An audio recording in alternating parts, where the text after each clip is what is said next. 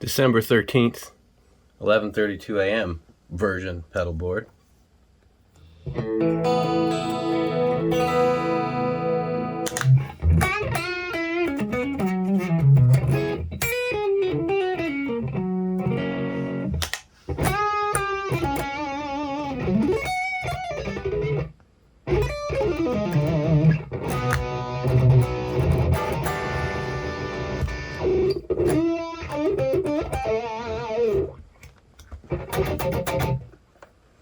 So basically, MS-3, GT-1000CORE, and 5 analog pedals, more radar, well 6 analog pedals with the exotic wah, and then 1 expression pedal, power supply. The expression pedal, Roland EB5, is going into the Boss MS-3. MIDI out from the Boss MS-3 is going into the MIDI in via TRS on the side of the GT-1000. So I can control things with the expression pedal inside the MS-3 or transmit over a continuous controller number into the GT-1000CORE, so I can use the expression pedal to control parameters in there as well. As far as controlling, selecting of presets, they kind of work together, the two Boss units. I have the amp control jack engaged on the side. You can either have that set to be control input 4 and 5, or you can have it as an outgoing control to control your amp. That's how I have it set up. But rather than connecting it to an amplifier, it's connected to the MS-3, and I'm using these two buttons. It's a system-wide setting for every preset as bank up and down. So instead of connecting an external foot switch to the MS-3, I'm just basically using the GT-1000CORE as the external 2-button foot switch to select banks up and down. Then when I press a preset on the MS-3, it transmits, well, it's not set up on every preset, let's go back to bank 1. It'll transmit here to the GT-1000CORE the program change. So this selects banks on here, and this selects presets on here. And so they're kind of working together like one unit. Control 1 is always tap tempo. See the light blinks with it. And it's again system wide with BPM hold or tempo hold. So if I change presets, the tempo stays. Let's tap in a fast one, change presets. That's because in the middle of a song, you never, like I might be switching from rhythm to lead. I tap in the tempo right before I switch to my lead preset. I want that to stay when I switch over. And what am I using the units for? So the signal flow first hits the wah, and then from there it goes into the MS-3, and that is good for the tuner. I'm using the tuner. This has a tuner on it as well, the GT-1000CORE, but this display is for my eyes, although the camera doesn't pick it up well. It's easier for me to read this tuner. In addition, it shows up on the colored LEDs here, which it's easier for my eyes to see those. So I'll show you the tuner here. I have to turn off this tuner to get to it. I mean, it's good as well. And there's also a polyphonic tuner on there. But anyway, let me see. Exit. Okay. Exit again. So after the tuner, it hits the noise gate sensor. The detector portion of the noise gate is at the input. But the first effects I have on here, let's go to edit. There's a whammy if I want to turn it on. Controlled by the expression pedal, although I'm not really using that right now. And I've got an octave. And the thing about the octave pedal, I have a vintage OC2 Octaver with the R at the end. I did a shootout between all the analog pedals and the digital models of the pedals that are in these two Boss units. And the pedals you see here are the ones that I really couldn't emulate fully with these units. So the octave actually tracks better and is smoother on these units, which makes sense. They're modern and improved, so forth. So I'll use whammy, I'll use octave, and I'll use the 3 loops, external loops. So I'm using this more like a loop switcher and MIDI controller, but I do use a few effects from it. And then after the loops comes the noise gate. Although the detection is here, where you get at the input, where you get the high signal to noise ratio coming straight out of your pickups, or indeed from the wah. But the gating is happening after all the noisy effects. Now the EVH 5150 Overdrive does have its own built-in noise gate, which I find works very well indeed. But this noise gate's on for everything. So the 3 loops, Mxr Phase 95. Sometimes I like using the 1974 reissue script hand-wired version. They're similar in sound, but in all cases, the supposed script phaser that's in both of these Boss units, it sounds more like the Phase 45 setting on here. It's more subtle, so I prefer to use this one here. I don't have any presets set up with it right now, but it's great for either for the like EVH, put it before a solo and it keeps moving. If you're playing a kind of a ostinato thing, or like that thing's on, it's going to be sweeping while your notes are staying the same little riff. You know, each pass through it has a different timbre to it. So I like using that for that, as well as for cleans, for swirly cleans, and that's in the first loop. Now on clean tones, I should have said, like say if I go to my clean exit, go to my clean sound here, another effect I'm using on the MS-3 is the, that must be assigned to foot volume on that preset, I gotta change that, is a compressor. Now, compressor is sometimes a thing you can feel more than hear in a phone video, but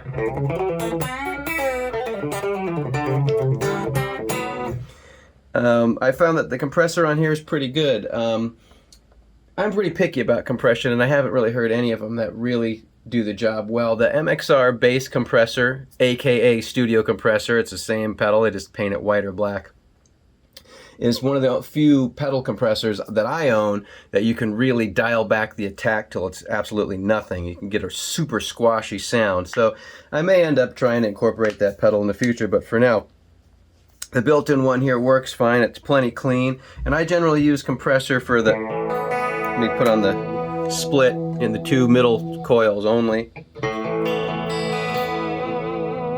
It's kind of real jangly. The next loop after the Phase 90, I have a compressor on in this preset as well, so it's kind of boosting the input, and then it goes to this, which is the Build Your Own Clone Blues Breaker clone, and I use that just for a crunch or like the edge of breakup kind of. Let me turn it off. There's it on.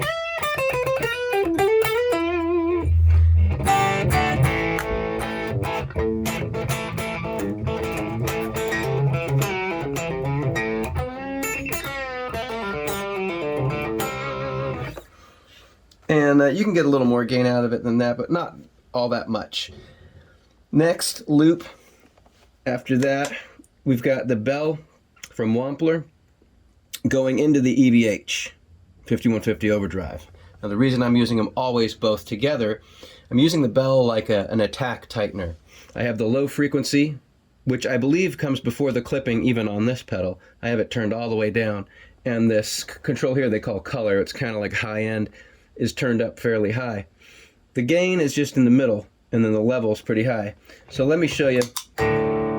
There's clean. There's no compressor. Turn this on. It's just sort of a little bit there. Let's hear this though. Now, it's probably not going to come too well on the phone microphone, but the low end is pretty flubby, but if you turn this on, it becomes more precise.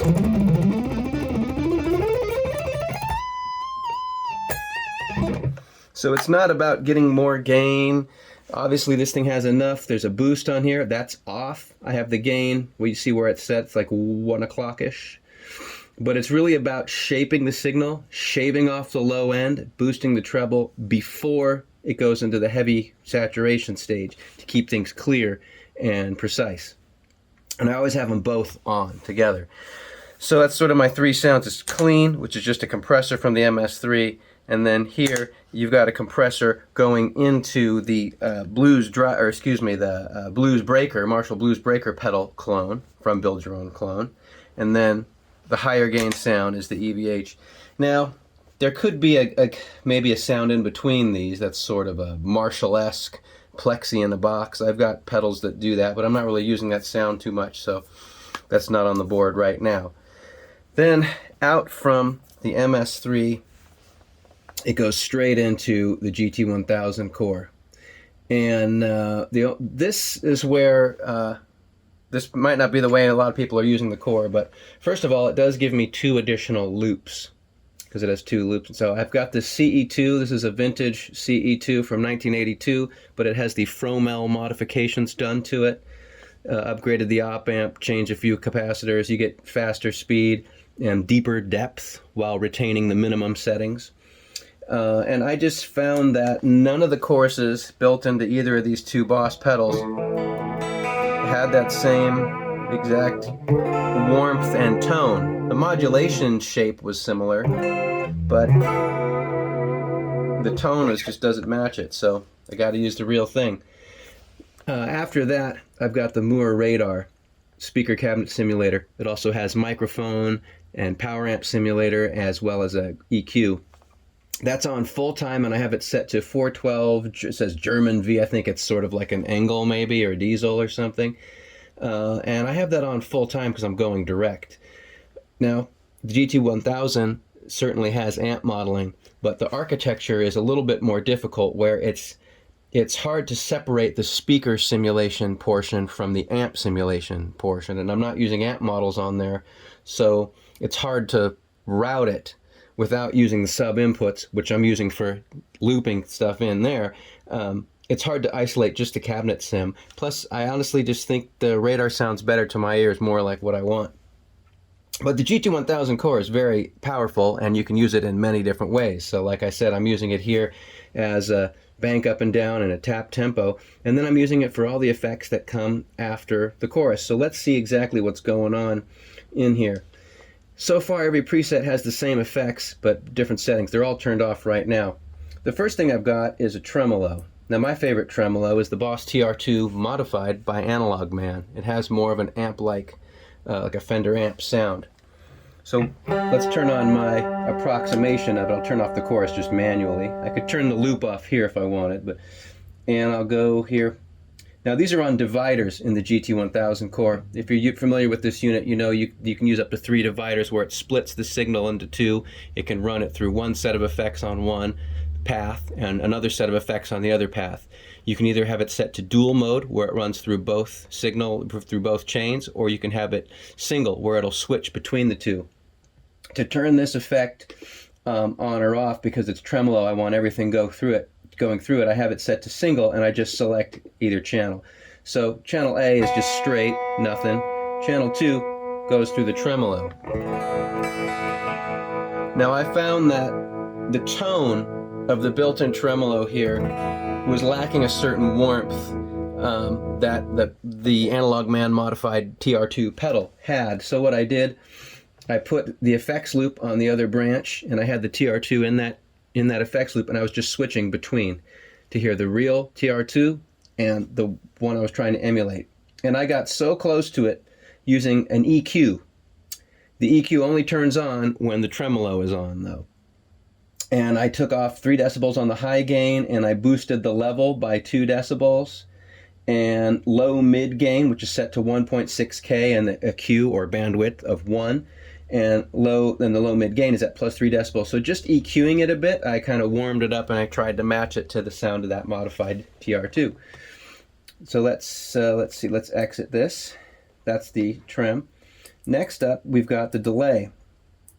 Now, I was trying to emulate something between a tape delay and the Mxr carbon copies modulation, but without the darkness of the carbon copies. Even if on the bright mode, it's fairly dark sounding delay.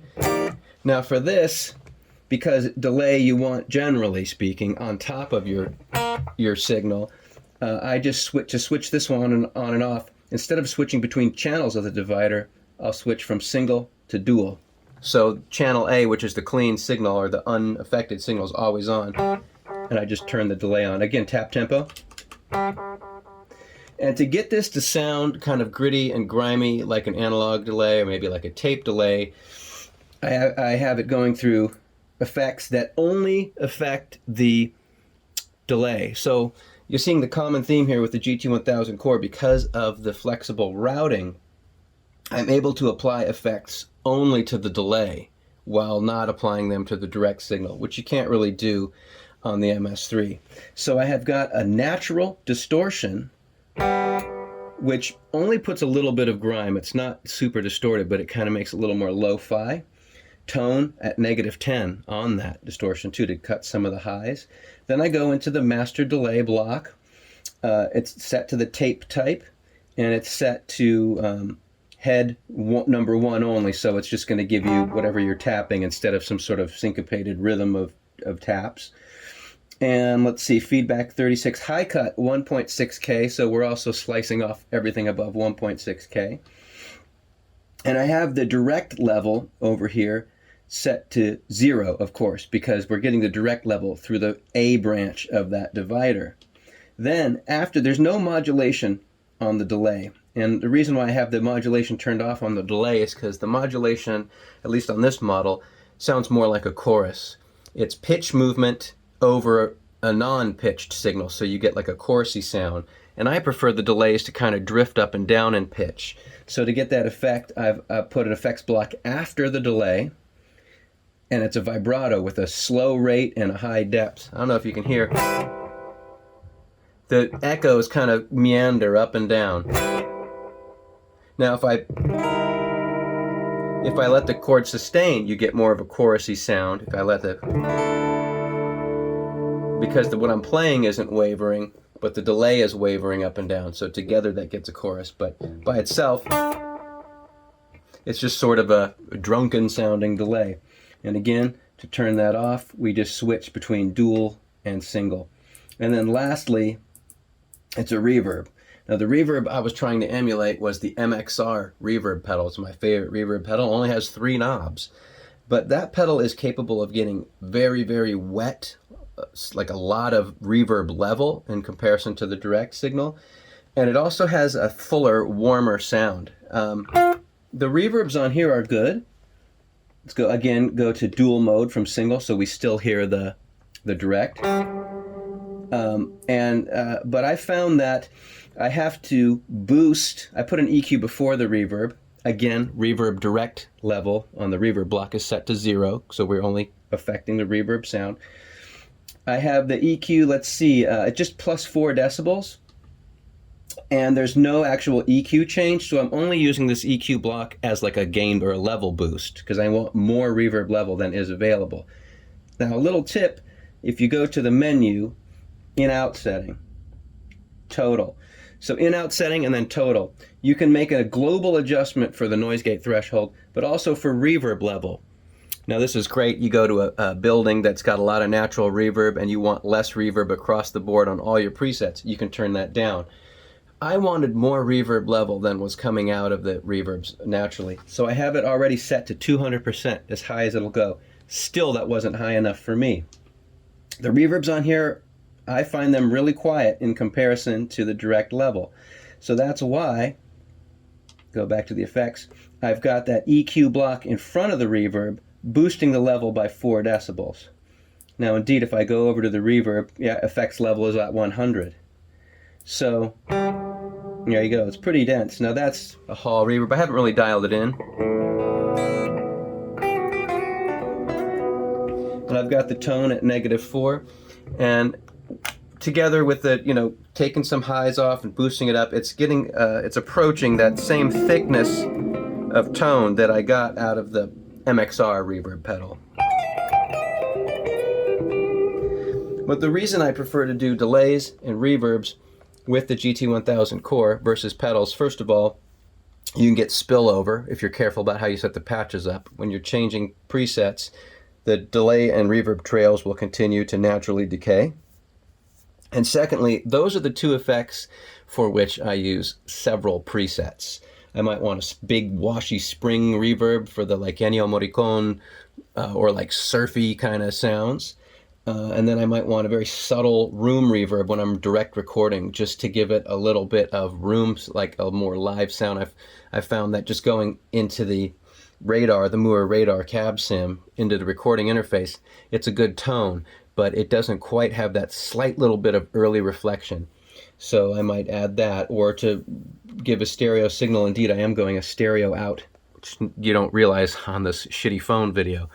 But when I'm going into the audio interface, or indeed by USB, using the GT-1000 as the audio interface, I can get a nice stereo reverb there.